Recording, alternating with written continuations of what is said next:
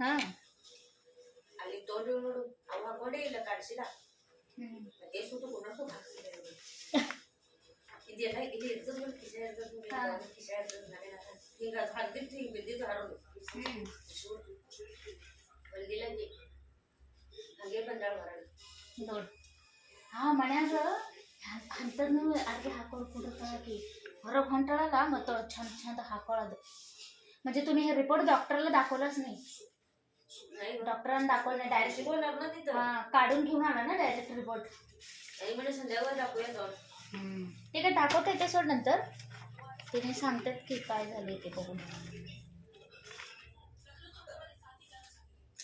गोळ्या आणि कसला देणार कोणाष्ट पाहिजे गोळ्या त्याच्यावरच देणार की आता काय ते कॅल्शियम ते कमी झालं असेल काय नसामध्ये त्याच्यावरच गोळ्या देणार ते आता खायला तर लागणार सगळं एक साईड दुकान आहे बघ त्या उजव्या डोळ्यावर पण मला ताण आल्यागत का झाले असंच होते हा होतेच की हे सगळा भाग असा पूर्ण असते ना ते कनेक्ट असते ती नसते तेच म्हणले गो डॉक्टर आता बघ मला साधं एक डोळा इथे दुकान म्हणते ना एक हे एक बाजू मला परवा डोकं दुखालतं बघ झोपेत उठलं तर म्हणजे रात्रीपासून दुखालतं मग ते इथे पूर्ण बघ हे जडपणा आलतं एका डोळ्यावर भुयावर हे भाग असं पूर्ण काही जडपणा असं झालं मला ते त्याच्यामुळेच असते म्हणते नाही मला डोकं उठल्यानंतर फ्रेश वाटलं पाहिजे म्हणते डॉक्टर त्यासाठी रात्री तुम्ही कॅल्शियमचं खाऊ झोपायचं शेंगदाणे गुळ दुपारी शेंगदाणे गुळ असं खायचं म्हणतात दूध प्यायचं म्हणले त्याशिवाय बरं होत नाही म्हणत त्याशिवाय कॅल्शियम वाढत नाही गोळ्या खाऊन नाही वाढत हा मग कॅल्शियम वाढीच तर खायला पाहिजेच की आता तुला पण मी खा म्हणतोयस काय तूच खात नाहीस गोळी शेंगदाणे पित्त होते मी तर नंतर उद्या मध्ये खात होते मी बीट पण रोज खाऊ म्हणले ते गाजर बीट किती दिवस ते सांगते त्यांनी म्हणाल की हे सांगते मी तर म्हणलं तुम्ही सांगायला तेव्हापासून माझं सुरूच आहे म्हणलं खायला तरी पण मला व्हायला लागले म्हटलं मग ते त्याच्यावर म्हणते की हाडामध्ये एकतर झीज झाली असणार आहे तर गॅप पडतोय मला मणक्यामध्ये मानेमध्ये गॅप येतोय मला तेव्हाच असं होते ना काय करायचं हे घर बसल्या दवाखान्यात आले बघ आता इथं काय आले रिपोर्ट 1000 रुपये घेतले बघ त्याला एक्सरेला पैसे गेले 1000 सिव्हिल मध्ये गेलेलं असतं तर किती गर्दी असते तिथं तिथं लगेच नंबर आला पण सिव्हिल मध्ये लय वेळ जाते ग जाते सिव्हिल मध्ये काय करायचं आता इथं मिनिमल डिस्क डिमेटिव चेंजेस आर नोटेड म्हटले की नाही म्हणजे ते कसं रीढ़ की हड्डी के जोड़ों के बीच मौजूद डिस्क में उम्र या टूट फूट के कारण आया बहुत हल्का बदलाव असं म्हणजे ते आहे ते यह कोई गंभीर बीमारी नहीं है बल्कि एक सामान्य प्रक्रिया है जो अधिकतर लोगों में देखी जाती है असं म्हणले सामान्य आहे पण चालायला बसायला उठायला कुठे यायला लागले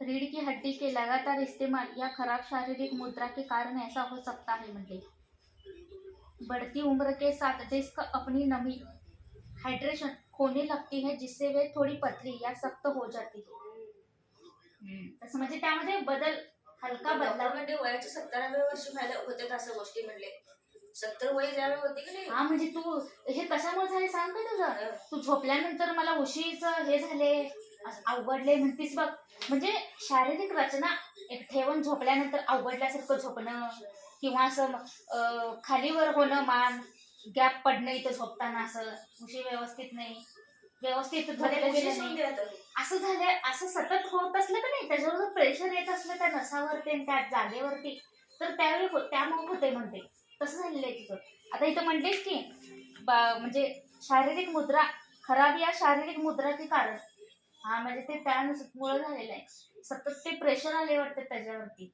त्याचं तो असं म्हणजे रेग्युलरली असं झोपताना व्यवस्थित हे झालेलं नाही आहे ते म्हणजे अँगल त्याचा बरोबर झालेला नाही वाटतं मानेचा म्हणून झाली इथं म्हणजे लक्षण म्हणजे इस स्तर पर ज़्यादातर लोगों को कोई लक्षण महसूस नहीं होते यदि वे बहुत हल्के होते हैं गर्दन या पीठ के निचले हिस्से, कमर में हल्का दर्द, झुकने या भारी वजन उठाने में हल्की जकड़न, लंबे समय तक एक ही मुद्रा में बैठने पर या थकान, हलका तणाव.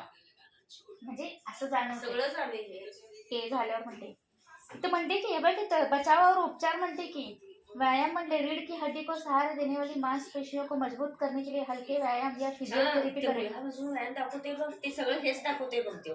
सही कारण मुद्रा लोकांना म्हणते हेच चालू आहे आता. सही मुद्रा, बैठने और खड़े होने के सही तरीके का पालन करें, लंबे समय तक झुककर काम न करें, लंबे समय तक झुककर काम न करें. मोबाईल वगैरे म्हणून तुला म्हणते तुम्ही बघत जाऊ नको, मानेवरच होते. आता होईना मग काय झालं, होय, असं परत पुढे straight- वय होईल तसं. असं बघायला पाहिजे स्ट्रेट, असं वाकून वाकून असं मग तू बघून मोबाईल घ्यायचं होतं. अभ्यास करताना तसंच बघायला लागल्यास. नाही मी म्हणून तर ते मशनीवर माझ्या हाईट पेक्षा असं उंचावर ठेवून बघायला बघ, म्हणजे असं उंचावर असले की वर जाते ना नजर. खाली अशी बघून जाते. लई नाही करायचं, हा. खाली बघून बी. आपले डोळे कसे ते- वर असतात, मग त्यामुळे डोळ्यांच्या समांतर दिशेने ठेवलं की नाही म्हणजे मान पण स्ट्रेट राहते. असं आहे, एकसारखं खाली पण बघणं ते चुकीचं व्यायाम आहे. पण करायचं. मी मध्ये 4 दिवस केलं तर आणि जरासं गरगरा लागला मला. विटॅमिनचे वगैरे देतात. आता तुला जे त्यांनी मेडिसिन देणार का नाही, विटॅमिन कॅल्शियम असे वाढीच्या देतात बघ गोळ्या, त्यानुसारच. त्यामुळेच तुला ते दुखाले ग, त्याच्यावरती प्रेशर आले ते, म्हणजे एक हलका दबाव असं पडलेले मानेच्या याच्यावरती. तर ते शेवटी कसं आपल्या शारीरिक हालचाली वगैरे व्यवस्थित पाहिजे रोजच्या. जास्त वेळ एकसारखं वाकून पण बघणं किंवा जास्त वेळ ताट राहणं असं बी नाही, म्हणजे समान पाहिजे हालचाल. त्यावेळेला हे सगळ्या शारीरिक म्हणजे बॉडी पार्ट्स असतात ते व्यवस्थित हे होतात. तर ताण येते ना एकाच बाजून केलं तर सगळं.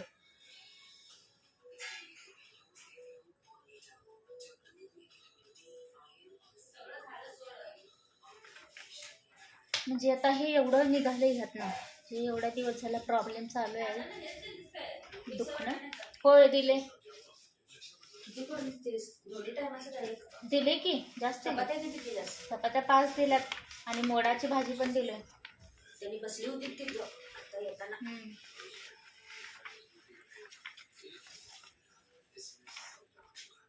तेवढंच झालं तर कसलं व्हायला तुम्ही ते काय तर. होय तेवढंच झाले की ते फरक आले ना त्यात.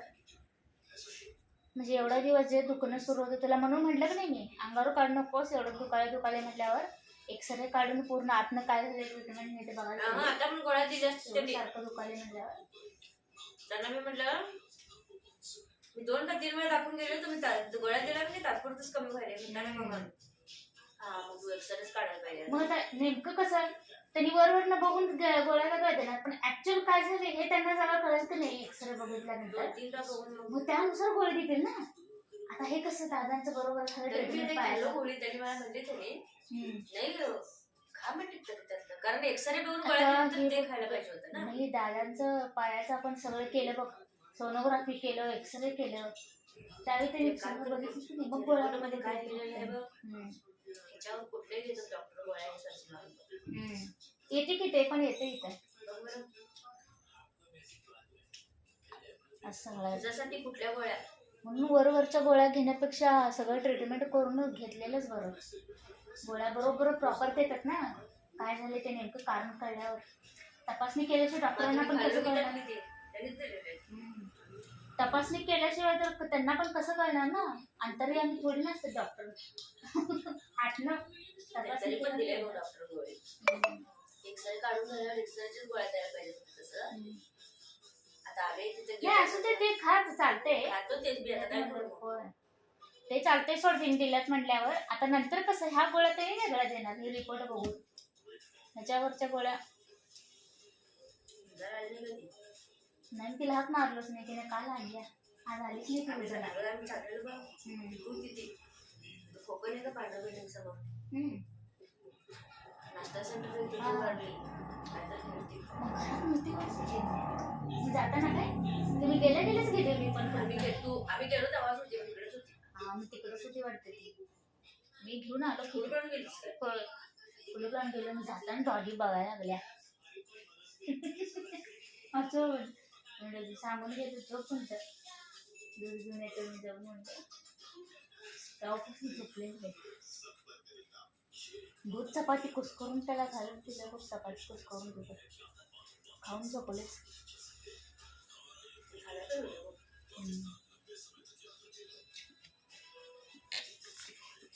चला मग बाय बाय सगळ्यांना. भेटूया पुढच्या व्हिडिओमध्ये. कसा व्हिडिओ वाटला कमेंटमध्ये सांगा. काय व्हिडिओ सगळ्या दवाखान्याच्या गोष्टीच चालल्या. दवाखाना लागला तर मागं आता हे रिपोर्ट घेऊन आले बघा. चला थोडीशी मेडिसिन औषधं काय देतात डॉक्टर बघूया आता.